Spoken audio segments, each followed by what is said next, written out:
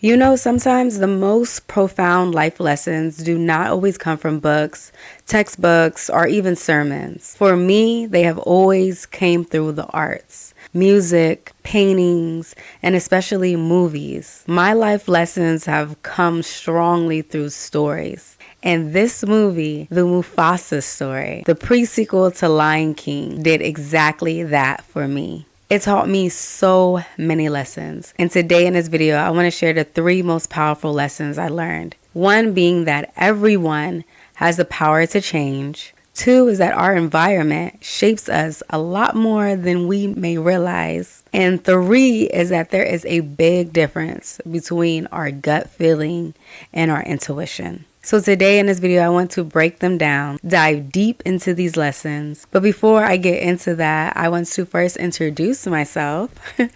My name is Nanya Ojibe, and I am the creative mind behind McVeigh. Manifestations come fast and easy. If you are feeling the vibe, go ahead, please show some love and like and subscribe because I truly appreciate it. So getting back into this video, let's talk about change.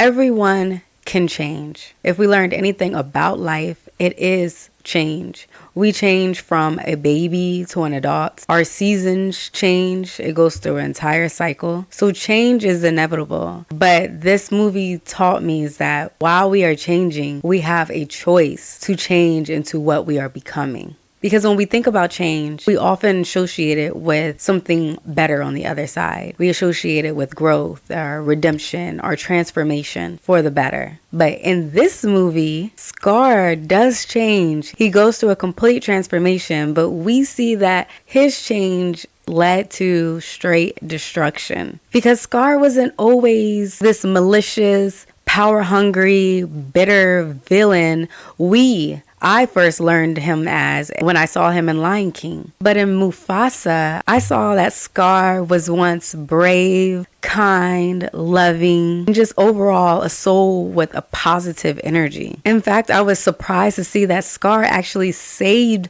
Mufasa's life multiple times in Mufasa. He actually chose Mufasa to be his brother because they weren't born brothers. And that displayed genuine care and loyalty. He fought for Mufasa. He celebrated Mufasa. And he cherished their bond. However, though, when Scar was outcast due to his own choices and actions. So Scar outcasted himself because he betrayed Mufasa. And when he was outcast, he went through his changing transformation. And how I can see it played out in Lion King. During his transformation, he did not seek growth. He did not seek redemption. He did not seek forgiveness or a higher frequency of self-reflection. Him looking back on how he got to that point in the first place. He didn't acknowledge that his own actions is what got him there. Instead, Scar must have stayed mad. And he allowed his feelings of jealousy, envy, resentment, and bitterness to fester and take him into a lower vibration, which ultimately led to his downfall. But this movie taught me is that change does not always lead to the light. So while I learned that change is inevitable, but whether if it uplifts you or destroys you, that depends entirely on the choices that you make.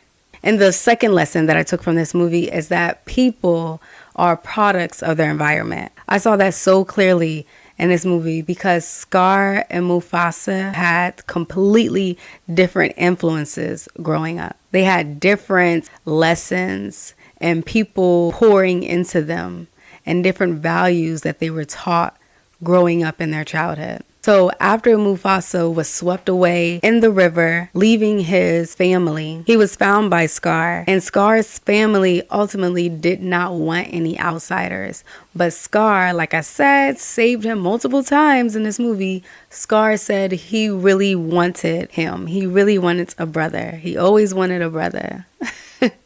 That's my song from the movie. If you've seen it, you know what I'm saying. So because of this, Scar's mother showed compassion, and Scar's father was not having it. He saw Mufasa as an outsider and someone that could potentially take Scar's right to be king because he had a scarcity mindset. He believed that there could only be one king, and he saw Mufasa as a threat. But that mindset right there, that thought right there is a lower vibration. That's a lower vibrational thought. And this scarcity mindset is what taught Scar. This mindset created Scar's warped, low vibrational view on leadership, what it means to be a leader. So because saw Mufasa as a threat, he outcasted Mufasa to go be with the lioness, to go be with the females, as he thought that that was belittling and dismissing of Mufasa. He saw it as a lesser role. But when Mufasa was with those women,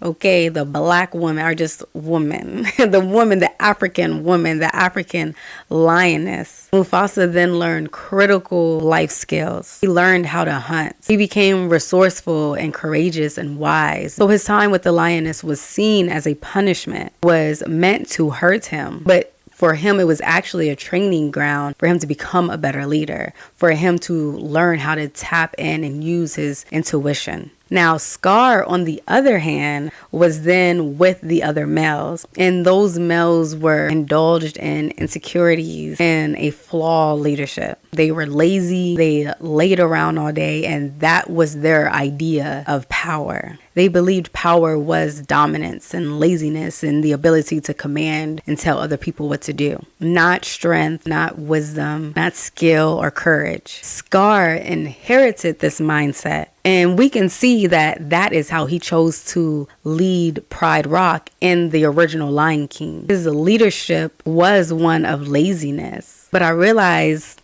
that's just who Scar was. That was the type of leadership he learned. He probably thought that that was okay, and he just did not care. It's like no one showed him how to care. He wasn't really taught how to care. I understand that that should be just an internal thing, but maybe not necessarily all the time. I always like to say common sense is not common. Scar just simply lacked the training, the resilience, and the experience to lead effectively, because I simply think he just was not taught those skills and he did not view them as valuable. So I feel like the simple lesson here is we absorb patterns, values, and mindsets. A lot of times we do this unconsciously. But in order to break free from this cycle, we must actively seek growth, mentorship, and self-awareness. And my third lesson that I learned from Mufasa, this Barry Jenkins film, because he did that, is intuition versus your gut feeling. Understanding the difference. Now, I did not necessarily learn this lesson in the movie like I did the previous two. I kind of already had some understanding of gut feeling versus intuition, but I saw it play out in Mufasa's character. I saw the distinction between the two. Now, intuition is a higher knowing. It's what Scar's mother was teaching Mufasa, was teaching him basically how to see and feel with his third eye. Your intuition is rooted in wisdom, insight, and connection. Connection to something greater than you, something that goes beyond the physical. Now, our gut feeling, on the other hand, is rooted in the physical. Our gut feeling is more of a survival tactic and relates to our survival instincts. They're immediate physical reactions triggered by our environment. So there's this one scene in the movie where Mufasa is being chased by the outsiders, different lions, and they're on their way to kill Mufasa and Scar. They come to a fork in the road, and they either have to go in the water, which is the smart decision, or they can fight for their life. Now, in the movie, the water meant something terrible to Mufasa because the water is what actually separated him from his family. And plus, Mufasa cannot swim, so he doesn't necessarily bang with the water. So in that moment, when it was either survive and go in the water or fight for your life, he had a gut feeling and reacted to his physical body and chose, hey, I'm about to die trying because I'm not going to get into the water. He reacted like that towards the water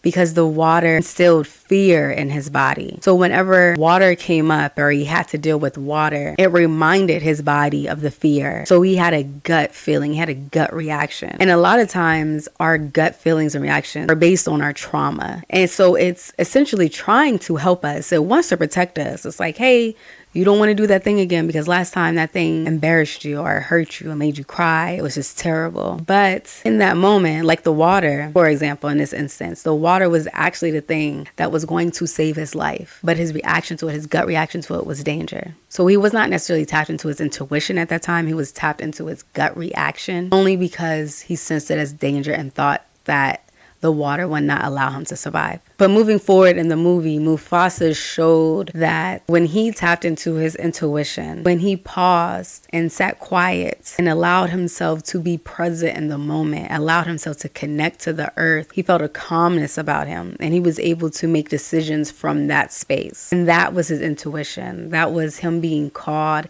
even though there are points in the movie where his intuition could have led him, like it didn't make sense. But then it turned out to be a very smart decision, a very smart move. And that was the intuition. Like it doesn't necessarily always look right in the moment, but it's something that you have to trust and you have to see it through. Because our intuition is connected to our highest power. And our highest power is always guiding us, protecting us, and loving us at all times. I saw in the movie that his intuition gave him clarity and vision. And that's what our intuition does to us. Versus our gut feeling that kind of just places us in survival mode. We don't want to survive. We want to conquer. We want to thrive. So I thought that this was a beautiful metaphor, that our gut feelings protect us from immediate danger or what you perceive as danger based on your past experiences. But our intuition guides us. It guides you towards long-term growth and alignment. So this movie, Mufasa, the origin of Mufasa and Scar, the prequel to Lion King, was so deep for me. As a lot of movies are, I always see God and higher powers in movies, songs, just art in general. And I saw this movie as reflecting deep truths about my life lessons. It reminded me that everyone has the power to change, but the direction of that change is a choice. It reminded me that our environment shapes us. Our childhood, our upbringing, the people we were around, the lessons that we learned, and that it's not necessarily our fault, but it's our responsibility to change it. We're not bound to the limitations that our environment set. So it's good to choose our environments and the people that we hang around very wisely. And it really put into perspective of what it means to have a gut feeling versus trusting your intuition. And it can make all the difference between surviving and thriving. So Scar and Mufasa's story isn't just theirs. It wasn't just a beautiful Barry Jenkins film. It was also mine. It was a reminder to me that I am a co-creator, a spiritual, powerful being, and I have the power to choose. I have the power of choice, and how every day, every moment is a new moment, and I do not have to allow the past or the future to define me. I can choose to actually stay in alignment, stay aligned with higher frequencies, the power of source energy, and to unlearn all the lessons from my childhood or the past that are not in alignment with my higher power. To let go of insecurities or scarcity and be still and trust that small voice within my heart, my intuition. So if you watched Mufasa and you probably did not receive any of that, rewatch it. And I bet you're going to be like, oh, that's deep. Or if you did receive that, or if you saw any deep life lessons that you took away from it, please, please, please share it in the comments. I love to hear all of that. But thank you all so much for watching. Mwah. I love you all, and I'll see you next week. Bye.